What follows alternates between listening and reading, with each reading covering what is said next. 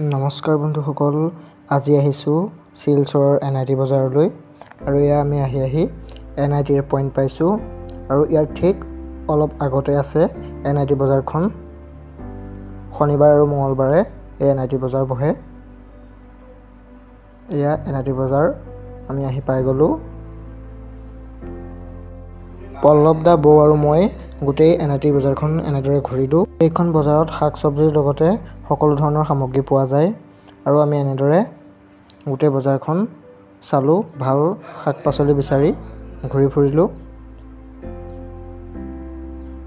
এয়া আমি শেষত চব্জি ল'লোঁ।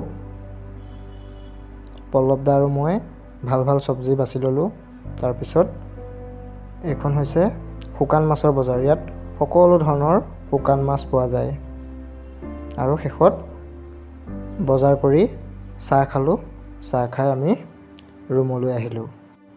বন্ধুসকল, আজিলৈ মোৰ মিনি ব্লগটো ইমানতে সামৰিছোঁ। ভিডিঅ'টো শেষলৈকে চোৱাৰ বাবে থেংক ইউ।